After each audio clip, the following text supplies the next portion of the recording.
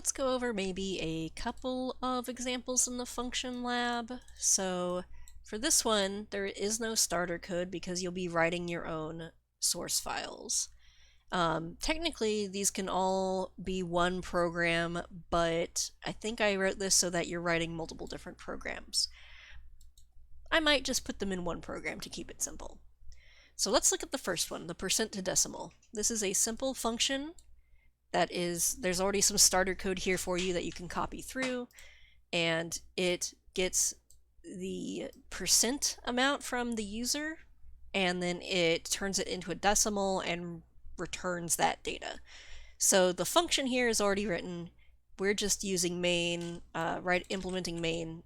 Well, that doesn't copy paste very good, but we are going to actually just implement the program and call the function. The function here is already implemented. So include iostream,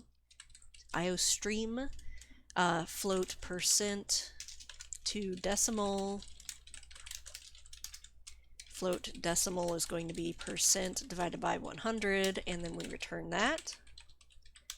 Int main.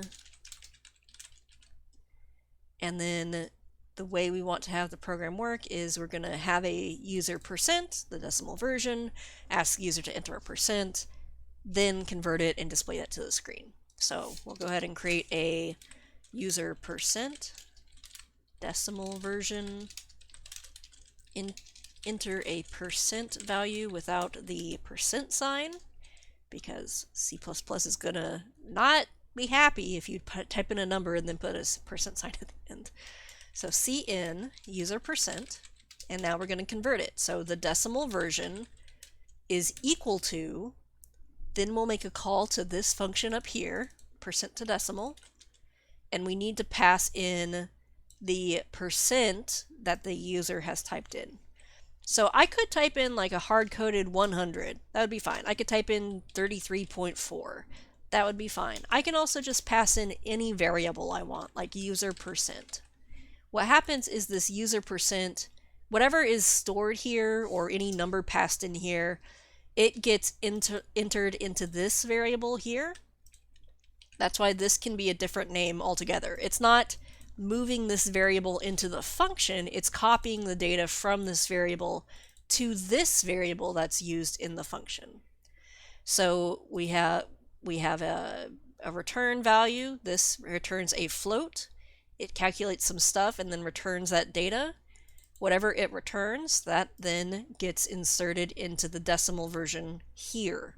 So they're just variables being copied around. Take this input, pass it to percent to decimal, do the math, receive the output, put it in this new variable.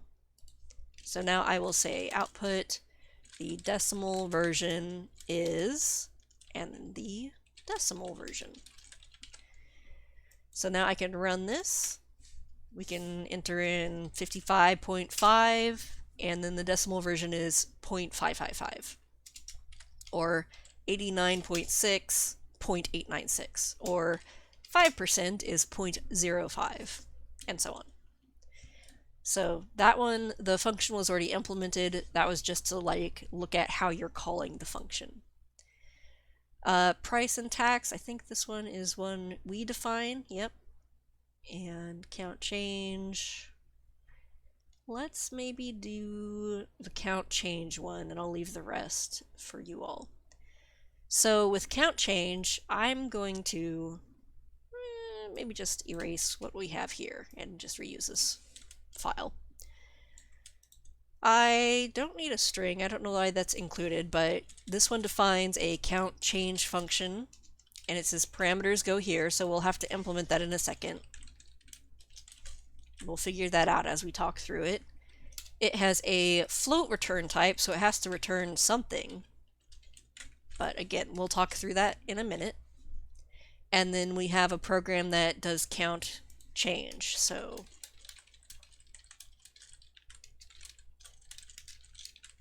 we'll have amount of quarters, dimes, nickels, and pennies.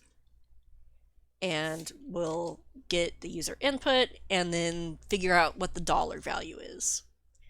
So first, well, this doesn't have the program flow here, but we'll step through it. we'll ask the user how many quarters, how many dimes, how many nickels, and how many pennies. And we want them to enter each of these. So I'm going to do a CN statement after each. CN quarters, CN dimes, CN nickels, CN pennies. Now if I wanted to calculate the dollar value without the function, we could say float dollar value is going to be the amount of quarters times their change amount plus the amount of dimes times how much that's worth plus the amount of nickels times how much that's worth plus the amount of pennies times how much that is worth. So I could just output it here. Dollar value is whatever that is. So we'll run that. At the moment, this isn't going to compile because that's not finished. We'll just run this as is. We have 4 quarters, 2 dimes, 1 nickel, and 1 penny. $1.26. Yes, because we have 2 dimes. So I'm just going to add some spacing there because I prefer how that looks. So let's say this was a bigger program and we would have to figure out the dollar value in multiple different places. We would either have to do this every time, and if we had that duplicated, it would be very easy to make like a typo and get something wrong in some area of the code, and you're like, why is this change wrong? But this change isn't wrong. It's better to put this in a function so the function can handle this, so we don't have to.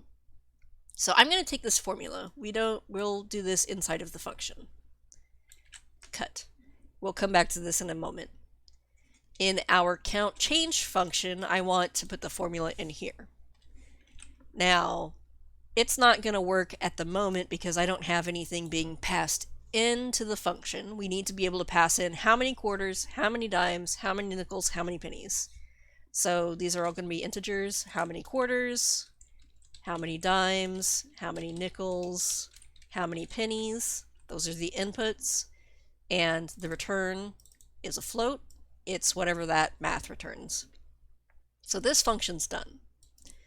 Now down here, we have to call the function so we can take advantage of that.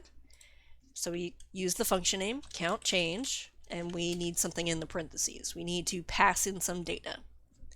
Now, these variables here happen to have the same name as these variables, but they're not the same variable. They're in 2 different scopes.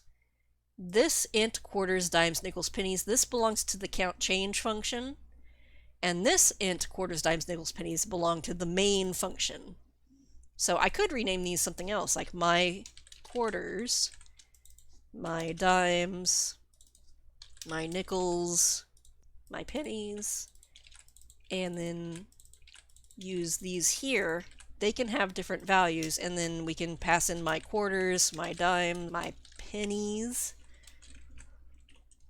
and then it's being called. Anything that is in this value here, it gets copied over into here and then used in the equation.